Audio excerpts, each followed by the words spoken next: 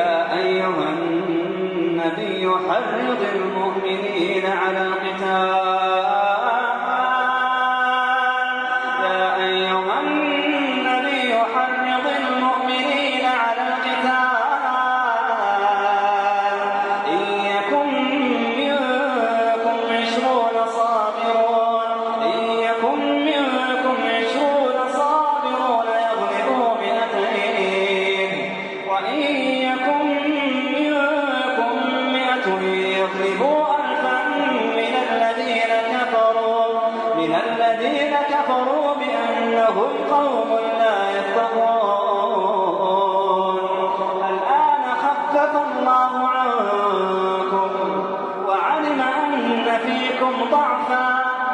اعوذ باللہ من الشیطان الرجیم بسم اللہ الرحمن الرحیم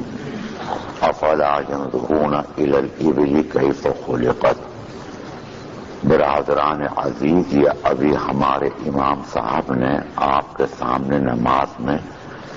آخری رکعت میں جو سورت تلاوت کی ہے اسی کی میں نے ایک آیت آپ کے سامنے پڑھی اور اسی سے متعلق عرض کرنا ہے.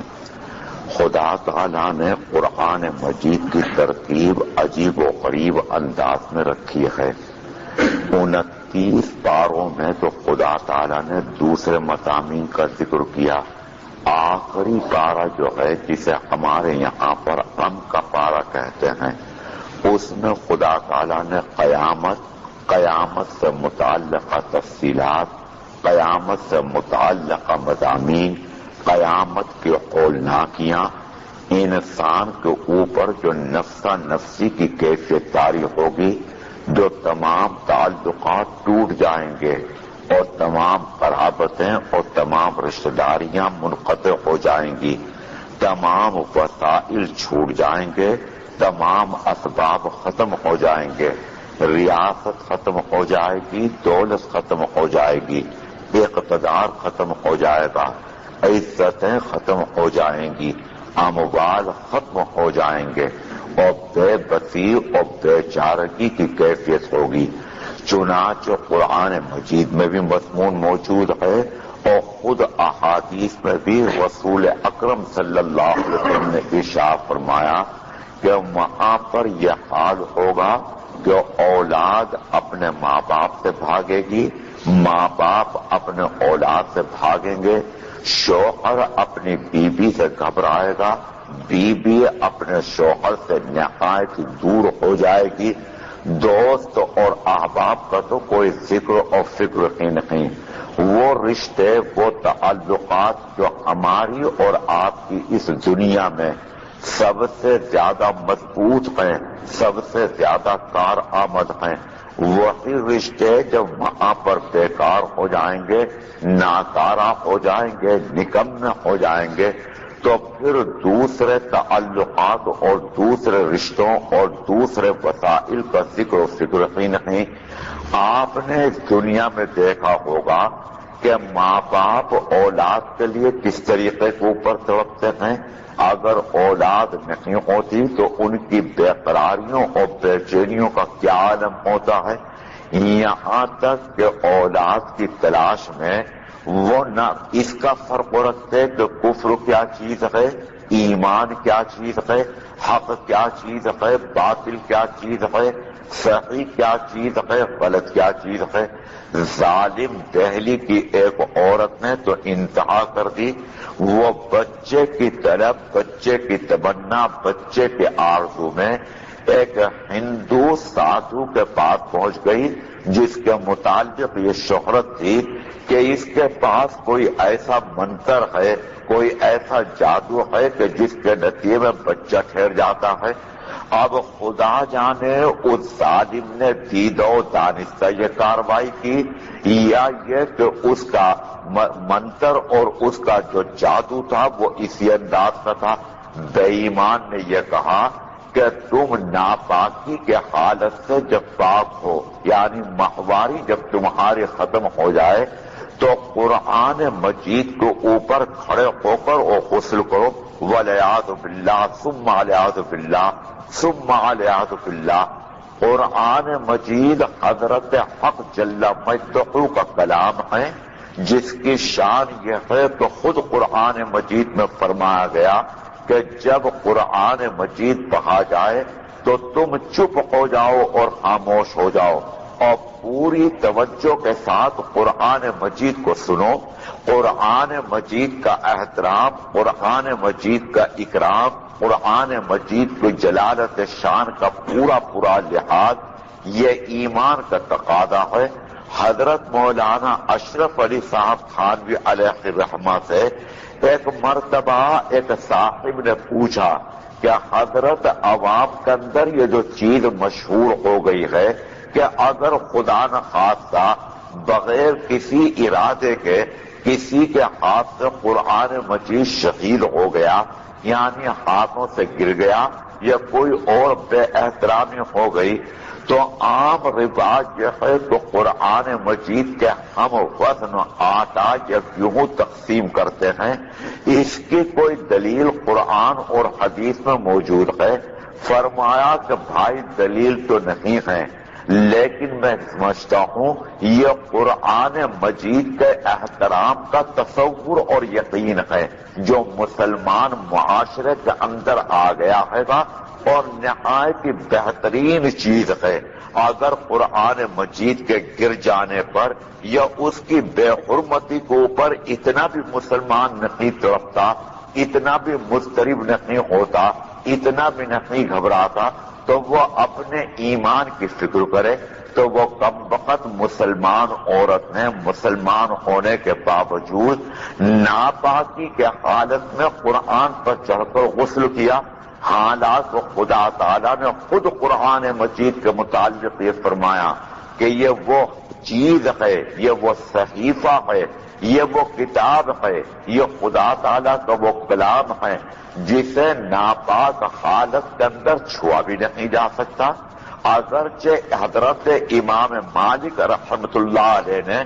متطہرون کی تفسیر فرماتی ملائکہ کے ساتھ، لیکن باقی جتنے ائمہ ہیں، حضرت امام شافعی علیہ الرحمہ، امام اعظم، امام احمد ابن حنبل علیہ الرحمہ، اور تمام کی تمام امت اسی کے قائل ہے کہ اس سے مراد یہ ہے کہ قرآن مجید کو ہاتھ بھی لگاؤ، قرآن مجید کو چھو بھی، تو اس طریقے پر کہ تمہاری طہارت ہو، تمہاری وضو ہو، ناپاک حالت میں قرآن مجید کو چھوا نہیں جا سکتا. اور آپ کو معلوم ہے کہ اگر کسی کو غسل کی ضرورت ہے تو پوری امت نے متفقہ طور کے اوپر اور اکابر امت نے یہ فیصلہ کیا کہ وہ قرآن مجید کی کوئی مکمل آیت نہیں پڑھ سکتا. اتنی عظیم الشان کتاب ہے، اتنی کتاب برحق ہے، مگر اس کے باوجود اس مسلمان عورت نے یہ کیا کہ اس ہندو کے کہنے کے اوپر ناپاکی کے حالت میں قرآن پر چڑھی اور کھڑے ہو کر اس پر غسل کیا. یہ کیا تھا؟ یہ بچے کی تمنا تھی، یہ بچے کی آرزو تھی. اب اور سنیے، آج کل ہندوستان کے اندر تعصب کا کیا حال ہے. ہندو مسلمان سے کتنے دور ہو چکے، مسلمان ہندوؤں سے کتنے کٹ چکے، یہاں تک کہ ہندوؤں نے مسلمانوں کے معبد اور مسجد بابری مسجد کے اوپر حملہ بھی کر دیا اور اسے توڑ کر بھی رکھ دیا. یہ دنیا انتہا سے زیادہ بدترین دور میں داخل ہو چکی، لیکن اس کے باوجود ایک دوسرے کی عبادت گاہوں کا احترام کرتے ہیں، ایک دوسرے کی عبادت کا احترام کرتے ہیں. ہم نے خود دیکھا ہندوستان میں چند سال پہلے میں مسلسل بنگلور آتا تھا تفسیر کرنے کے لیے. وہاں پر میرا قیام رمضان المبارک میں رہتا. جب میں لوٹ کر دیوبند جاتا تو میں روزے کی حالت میں ہوتا تو ریل کے اندر ہندو مسافرین جس وقت پر ان کو یہ احساس ہوتا کہ یہ آج روزے سے ہیں اور اس کے ساتھ ساتھ ہمارے روزے کی حقیقت ان کو معلوم کہ یہ نہ کھاتے ہیں نہ پیتے ہیں نہ کسی چیز کی کوئی چیز اپنے منہ میں جانے دیتے ہیں، کہاں آنکھ کے کھیل بھی اڑ کر ان کے منہ میں نہیں جا سکتی. ان کا روزہ ہندوؤں کے برس کے طریقے پر نہیں، یا عیسائیوں یا یہودیوں کے روزے کے طریقے پر نہیں، تو وہ سب روزے کا احترام کرتے تھے، روزے دار کا احترام کرتے تھے، افطار کے وقت میں سیٹ خالی کر دیا کرتے تھے کہ آپ آرام کے ساتھ بیٹھ کر اس کے اوپر افطار کر لیں۔ یہ منظر بھی بارہا دیکھا کہ نماز پڑھنے کی ضرورت پیش آئی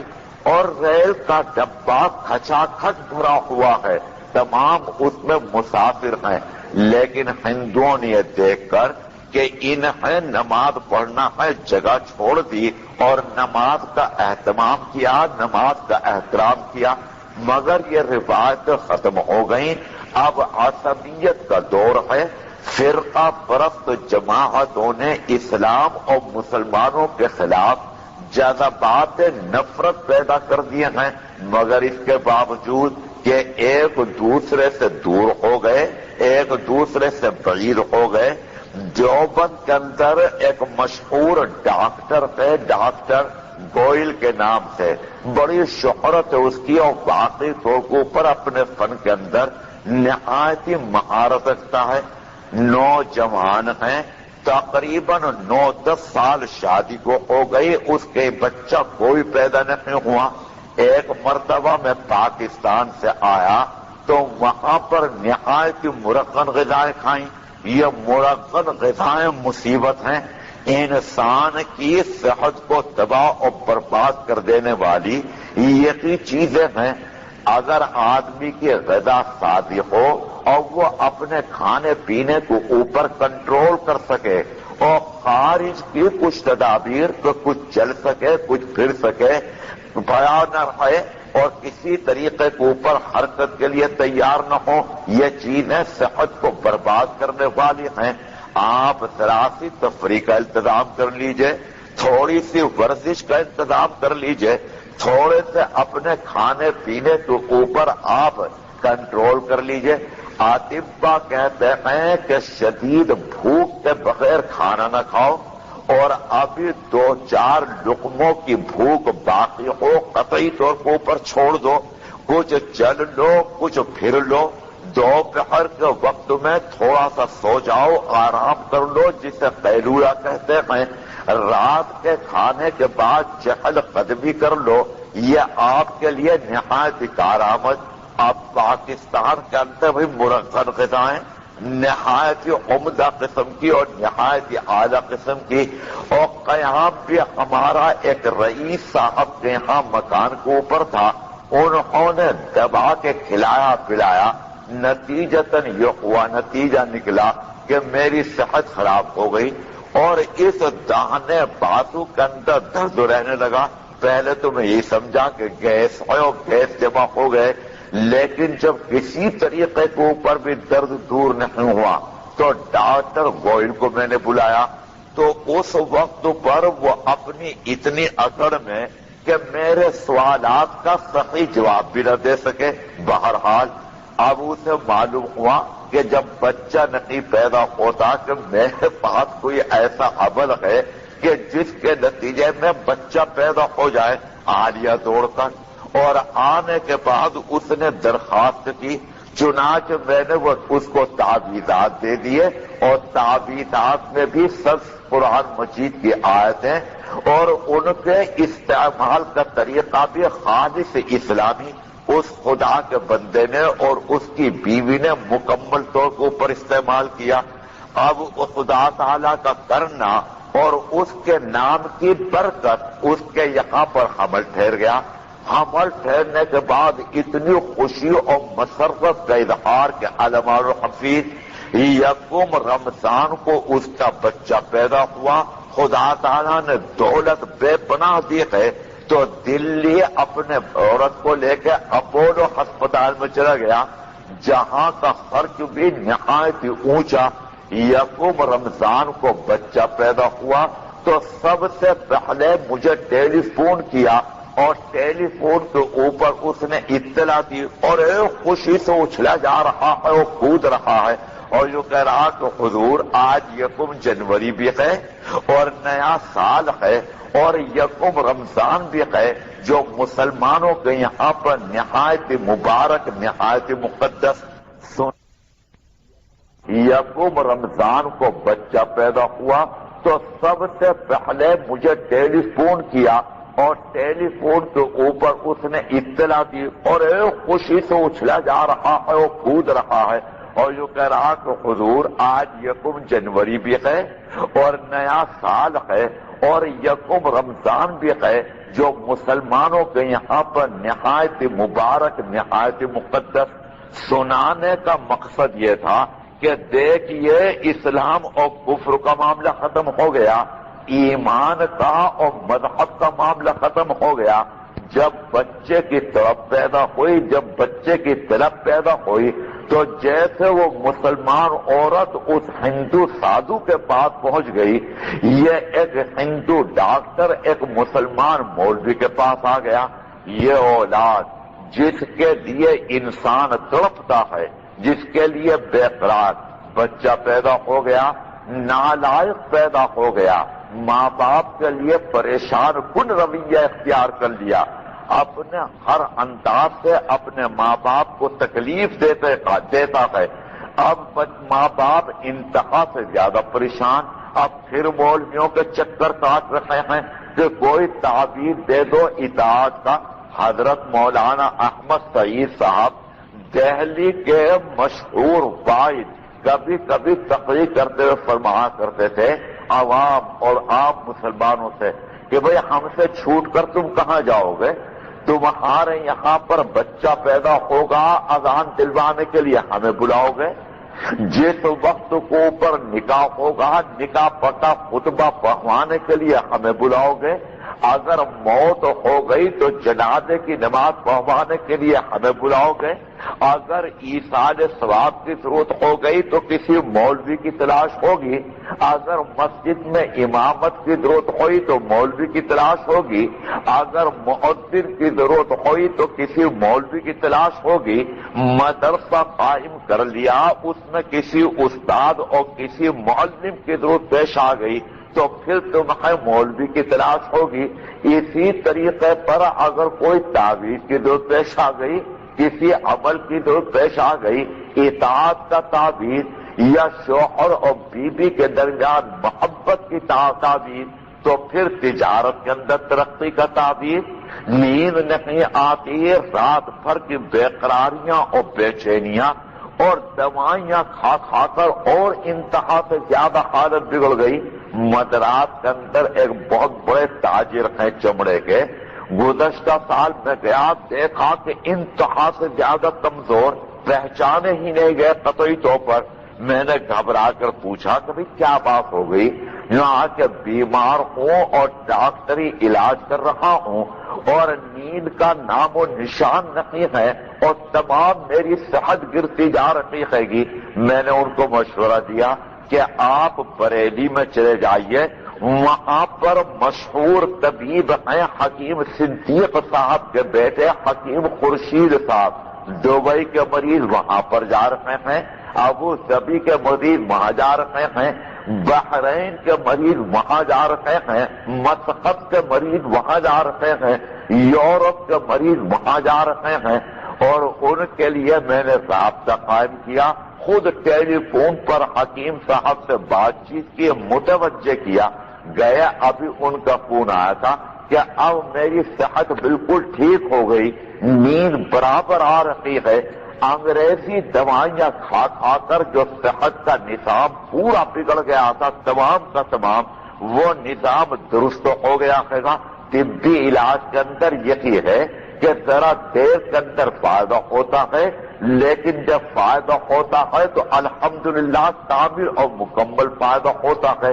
بہرحال ان اولاد کی پریشانیاں کھڑی ہو جائیں، تجارت کی پریشانیاں کھڑی ہو جائیں، مقدمے کی پریشانیاں کھڑی ہو جائیں، کسی طرح کی بھی پریشانی کھڑی ہو جائے تو آپ کو تعبیر کی ضرورت پیش آئے گی، آپ کو عمل کی ضرورت پیش آئے گی، فلاں فلاں چیز کی، اور اولاد اگر بگڑ گئی تو ماں باپ کے لیے سب سے بڑا سانحہ یہ اولاد جس کے لیے انسان ایمان بھی دے دیتا ہے، یہ اولاد جس کے لیے انسان حق اور باطل کی تمیز بھی اٹھا دیتا ہے، یہ اولاد جس کے لیے انسان کبھی کبھی صداقت سے پیچھے بھی ہٹ جاتا ہے گا، وہ کر لیتا ہے کام جو نہیں کرنے چاہیے، قیامت کے اندر یہ اولاد ذرا بھی کارآمد نہیں ہوگی، کسی طریقے پر بھی آپ کے لیے کوئی مفید نہیں ہوگی۔ قرآن مجید بتاتا ہے کہ ہندوؤں کے یہاں پر ایک عقیدہ ہے کہ لڑکا اپنے ماں باپ کو بخشوائے گا، پت ان کے یہاں پر جہنم کو کہتے ہیں اور پتر بیٹے کو کہتے ہیں، وہ اس وجہ سے کہ یہ اولاد، یہ لڑکا اپنے ماں باپ کو جہنم میں سے نکال لائے گا۔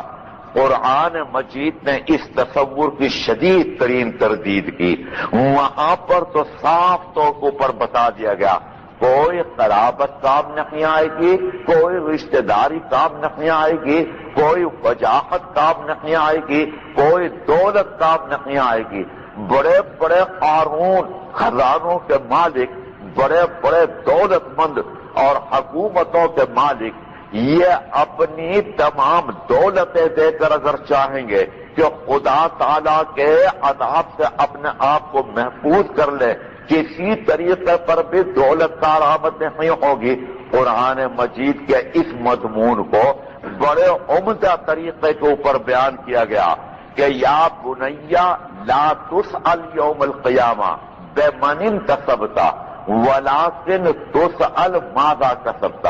اے عزیز من، قیامت میں یہ دریافت نہیں کیا جائے گا کہ کس کے بیٹے ہو، کون تمہارے ماں باپ تھے، کیا تمہارا حسب و نسب ہے، تم سید تھے، حسنی تھے یا حسینی تھے، تمہارا سلسلہ نسب کہاں تک پہنچتا ہے، کچھ نہیں، بلکہ قیامت کے دن صرف یہ سوال تم سے کیا جائے گا کہ تم دنیا سے کیا کما کر لائے ہو۔ اردو کے کسی شاعر نے بڑے اچھے انداز میں مضمون بہتر کہا ہے، یہ کہا کہ یہ گھڑی محشر کی ہے، تو عرصۂ محشر میں ہے، پیش کر غافل عمل کوئی اگر دفتر میں ہے۔ یہاں قیامت میں نسب نہیں چلیں گے، یہاں حسب نہیں چلیں گے، یہاں پر دولت نہیں چلے گی، یہاں اقتدار نہیں چلے گا، یہاں پر صدر حکومت ہند ہونا کام نہیں آئے گا، یہاں پر ریاست حیدرآباد کا نظام ہونا کام نہیں آئے گا، یہاں پر بادشاہتیں کام نہیں آئیں گی۔ یہاں پر اگر کام دے گا تو فقط آپ کا عمل کام دے گا۔ تو حضرت حق جل مجدہ نے ہم کا بارے میں بیشتر مضامین قیامت کو بیان کیا ہے، اسی ذیل کے اندر یہ بیان کیا کہ افلا ينظرون الى الابل کیف خلقت۔ امام رازی نے لکھا ہے کہ قرآن مجید عرب والوں سے خطاب کر رہا ہے۔ عرب میں اس وقت پر نہ کار تھی، عرب کے اندر اس وقت پر نہ بس تھی، عرب کے اندر نہ ہاتھی تھا، عربوں کے یہاں پر گھوڑے تھے لیکن بہت ہی کم تعداد میں۔ عربوں کا محبوب، عربوں کا مانوس اگر کوئی جانور تھا تو وہ جانور اونٹ تھا۔ تو خدا تعالیٰ نے فرمایا کہ اونٹ کو تم نہیں دیکھتے کہ ہم نے اسے کس انداز پر پیدا کیا؟ پہلے تو اس کی ظاہری شکل و صورت دیکھو۔ جب اونٹ ہمارے بچپن کے اندر کبھی آ جایا کرتا تھا تو تمام بچے آگے پیچھے دوڑتے تھے اور یہ کہتے ہوئے دوڑتے تھے کہ اونٹ تیری کون سی کل سیدھی، یعنی کون سی بھی کل تیری سیدھی نہیں ہے۔ اور ادھر انداز آپ ذرا دیکھیے حضرت حق جل مجدہ کا کہ کیونکہ اسے صحرا کے اندر چلنا ہے اور صحرا کے اندر انتہا سے زیادہ گرد و غبار، اور گرد و غبار آنکھوں کو نقصان پہنچانے والا، حضرت حق جل مجدہ نے اس کی پلکیں اور ان کے بال انتہا سے زیادہ سخت، گویا کہ یہ صاحبان ہیں، یہ چھجا ہے اور ضرورت کے مطابق اس کے بعد انتہا سے سخت کر دیے گئے۔ یہی ہماری آنکھوں کے پلکوں کا راز ہے کہ اوپر ایک سائبان لگایا گیا آنکھ کی حفاظت کے لیے، پھر مزید حفاظت کی گئی کہ پلکیں لگائی گئی، مگر کیونکہ ہم گرد و غبار تو خود بھی بچنے کے بہت سے انتظامات، چشمہ لگا لیا ٹھنڈ کا اور چھتری لگا لی یا کوئی اور چیز کر لی تو ہماری پلکیں نہایت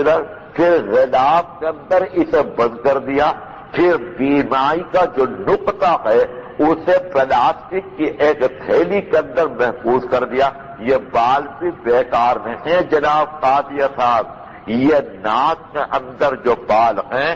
جدید تحقیقات میں بتایا گیا کہ یہ گرد و غبار کو روکتے ہیں۔ اسی وجہ سے حکیم اور اطباء نے بیان کیا کہ بال صرف ناک کے قرب و جوار یہاں پاس پاس کے کاٹ لیے جائے مگر ناک کے اندر نہ کاٹے جائے، ورنہ تو وہ انتظام جو حضرت حق جل مجدہ نے کیا ہے کہ گرد و غبار رکے، وہ انتظام آپ باطل کر دیں گے اور بیکار کر دیں گے۔ پھر اتنا انتظام کہ جس وقت پر گرد و غبار کا کچھ حصہ ناک میں پہنچ گیا تو یہاں چھلنی لگا دی، وہ چھلنی ایک دم صاف کرتی ہے اور صاف ہواؤں کو دماغ تک پہنچاتی ہے اور گندی چیزوں کو یہیں پر روک دیتی ہے اور وہ ناک کی آلائش بن جاتی ہیں۔ تو امام غازی علیہ الرحمہ نے کہا کہ عرب جب صحرا میں چلتے ہیں تو سب سے پہلے ان کی نظر پڑتی ہے اپنے سفر یعنی اونٹ کے اوپر، تو اللہ تعالیٰ فرما کو اونٹ کو دیکھو۔ امام نے کہا کہ پھر اس کے بعد نظر اٹھتی ہے تو دائیں اور بائیں پہاڑ نظر آتے ہیں، پھر اوپر نظر آتی ہے تو آسمان، پھر نیچے نظر آتا ہے تو زمین، گویا کہ دائیں بائیں اوپر نیچے جو اس کے ساتھ چیزیں ہیں ان سب کے اندر قدرت کی نشانیاں موجود ہیں، لیکن انسان غور نہیں کرتا۔ میرا جی کو تو نیند آ گئی ہے گی اور 15-20 منٹ سے زائد ہو گئے۔ انشاءاللہ تعظیم مضمون کی پھر آخر کے اندر بھی تکمیل ہوگی۔ وآخر دعوانا الحمدللہ رب العالمین۔ اللہم ربنا آتنا فی الدنیا حسنہ وفی الآخرۃ حسنہ وقنا عذاب النار۔ اللہم رب ہب لنا من ازواجنا وذریاتنا قرۃ اعین واجعلنا للمتقین اماما۔